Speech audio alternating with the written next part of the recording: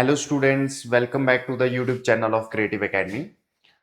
Last week reasoning की class में हमने पढ़ा था कि सिलोजिज्म के क्वेश्चन आपको किस तरह से अटेम्प्ट करने हैं, और सिलोजिज्म के क्वेश्चन के हमने 4 तरह के वेन डायग्राम्स हम यहाँ पे समझने वाले थे, जिसमें 2 डायग्राम वहां पे समझ चुके थे, है ना।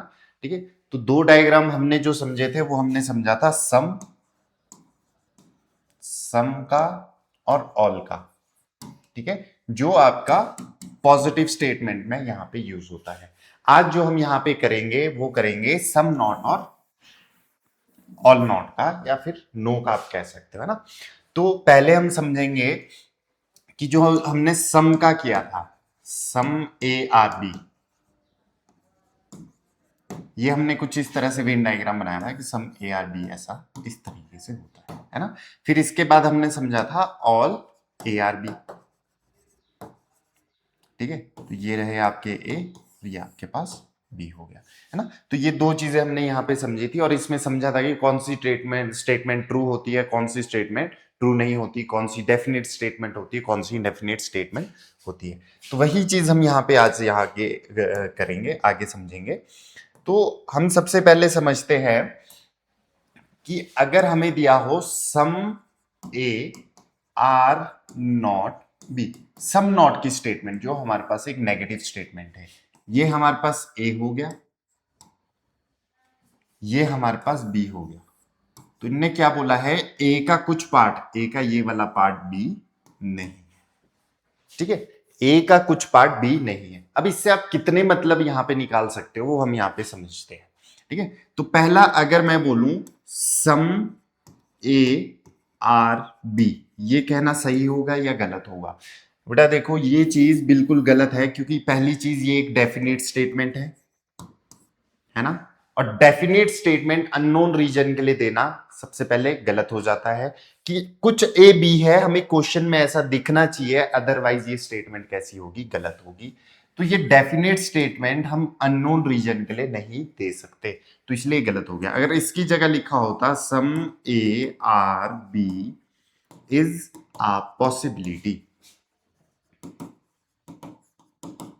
ठीक है, कुछ ए बी है, ये पॉसिबिलिटी है, तो तब ये चीज सही हो जाएगी, क्योंकि ए बी हो भी सकता है, ए बी नहीं भी हो सकता। अगर मैं इसमें बोलूं some B are not A, देखो कुछ ए बी नहीं है, पर कुछ बी ए नहीं है, ऐसा हमें क्वेश्चन ने नहीं बोला। ये एक डेफिनेट स्टेटमेंट है, तो ऑब्वियसली ये कैसी हो जाएगी, गलत हो जाएगी। अगर मैं यहां बोलूं some B are not A is a possibility, तब ये चीज कहना सही होगा, तब ये बिल्कुल सही है कि हो सकता है कुछ ए कुछ बी ए नहीं हो। अगर यहां बोला जाए सम हो गया all all A are not B, all A are not B हम नहीं बोल सकते। सम का हमें पता है, पर हमें ऑल का पता नहीं है, तो डेफिनेट स्टेटमेंट हम नहीं दे सकते। अगर बोले all A are not B is a possibility,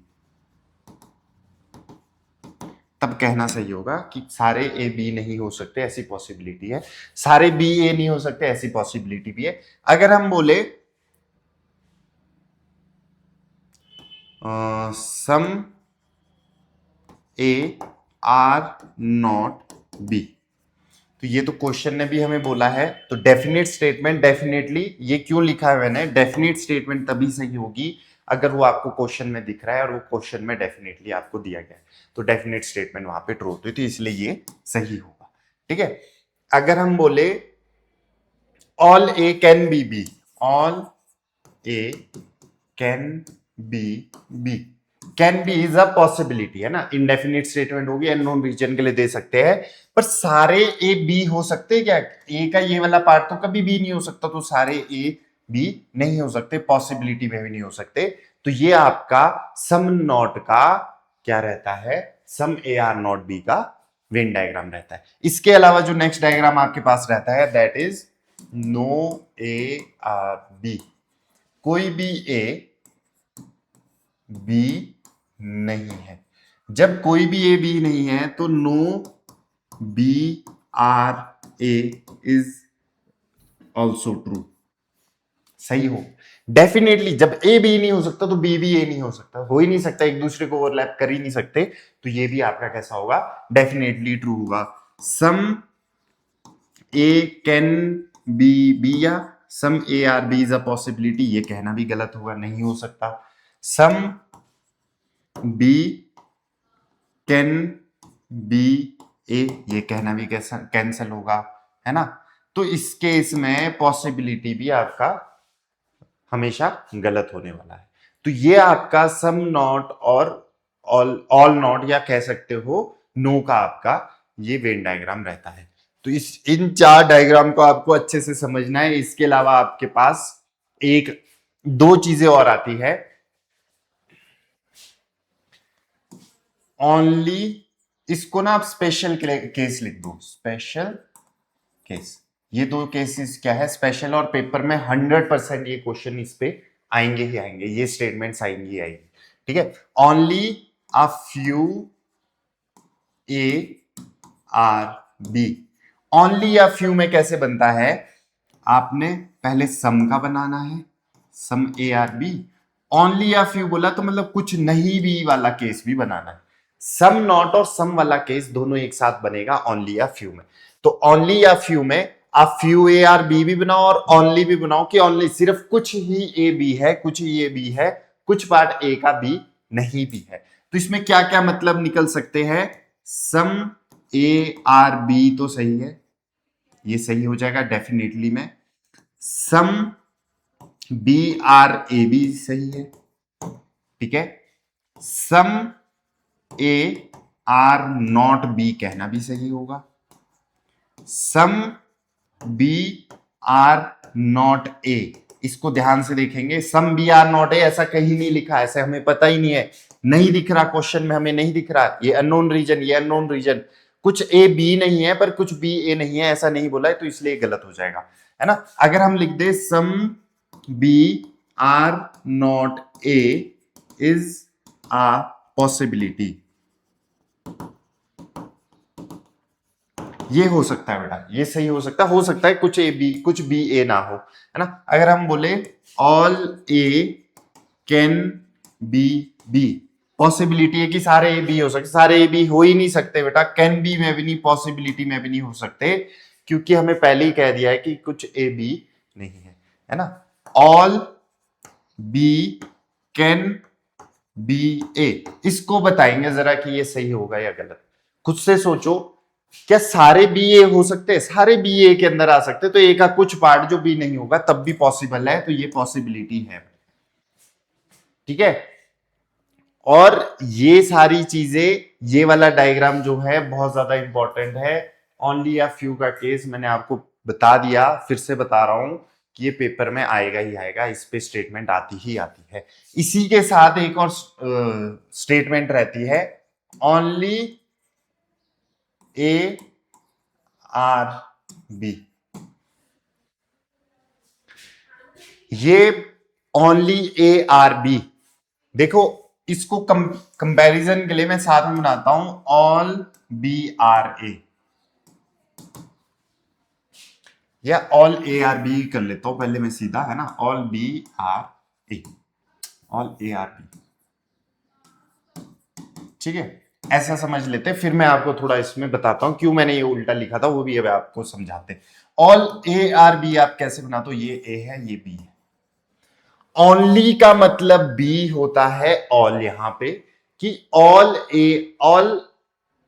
अब यहां ए बी में ना थोड़ा सा रिवर्स है, इसको माइंड में इस चीज को कैसे समझना है, इस स्टेटमेंट को माइंड में समझना होता है, ऑल बी आर ए, उल्टा, इसलिए मैंने वहां उल्टा लिखा, मतलब कि जो एलिमेंट बाद में आया, जो चीज बाद में आएगी, जो सेकंड पर्सन है, जो सेकंड थिंग है, जो सेकंड नंबर पे जो चीज आएगी उसको पहले लिख दो और पहली वाली चीज बाद में लिख दो। इसका इन शॉर्ट मीनिंग ये है, पर यहां पे कुछ और चीज भी इसमें आपको ध्यान रखनी होती है, वो भी आगे आते हैं।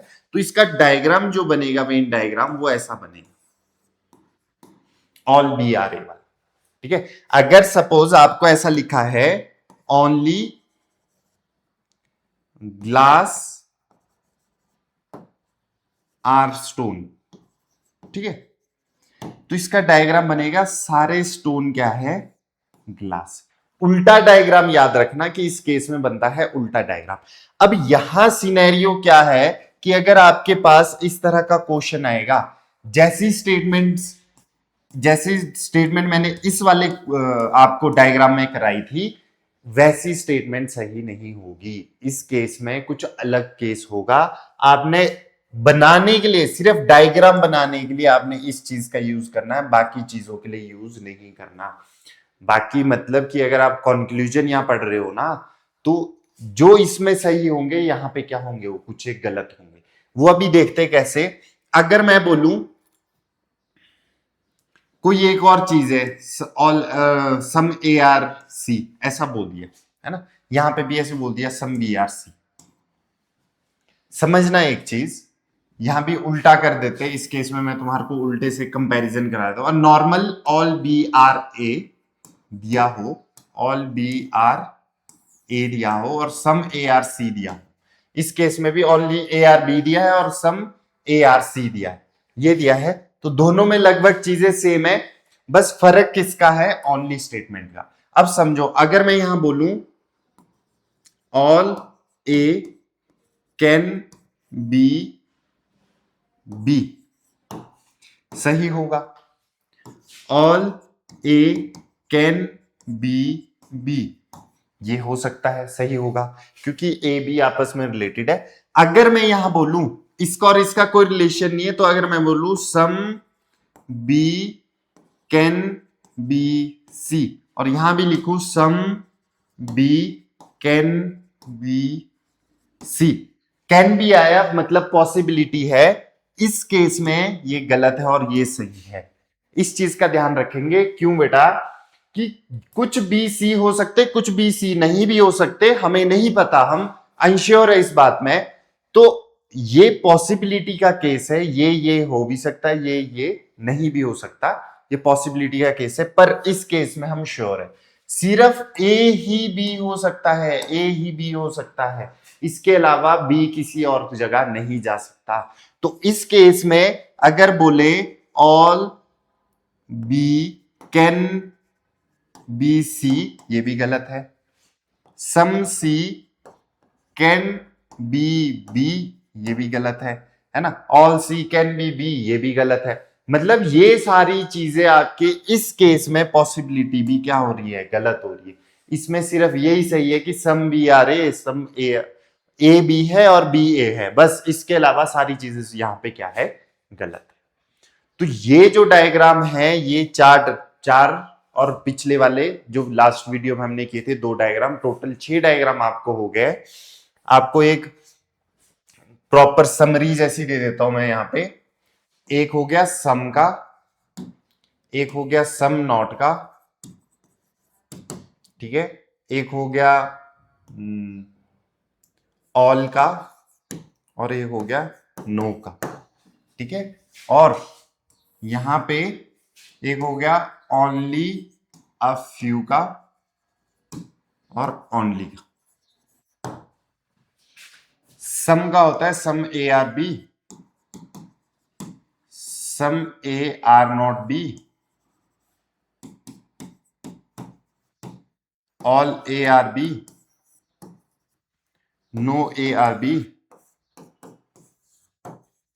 और only a few A are B. और ओनली का होता है उल्टा, इसको मैं बना देता हूं ताकि आप डिफ्रेंशिएट कर सको। मैंने यहाँ ए बी बनाया था ना, यहाँ बी ए बना दिया, कि उल्टा होता है ऑल वाले का, ठीक है। पहला एलिमेंट जो लिखा है वो बाहर और बाद वाला एलिमेंट अंदर। तो ये आपके टोटल ओवरऑल केसेस होते हैं। इस तरह से आपको वेन डायग्राम्स बनाने हैं। तो वेन डायग्राम आपके यहीं खत्म होते हैं। इसी के साथ हम क्वेश्चंस करेंगे जो हम नेक्स्ट वीडियो में कवर करेंगे। इससे रिलेटेड हम जितने हो सके उतने क्वेश्चन करेंगे, हर टाइप का क्वेश्चन करेंगे। आइदर और केसेस समझेंगे कि कहां पे आइदर और केसेस लगते हैं, है ना। जब कंक्लूजन पहला भी गलत है दूसरा भी गलत है, तो दोनों में से एक तो कोई सही होगा ही होगा, है ना। एक पॉजिटिव स्टेटमेंट दे दी, एक नेगेटिव स्टेटमेंट दे दी, तो उस चीज को भी हम यहाँ पे समझेंगे। आज के लिए बस इतना ही, इस वीडियो में हम इतना ही करते हैं, बाकी हम नेक्स्ट वीडियो में करेंगे, कवर करेंगे जितना भी हमारे पास बचता है। And thank you so much for watching this video.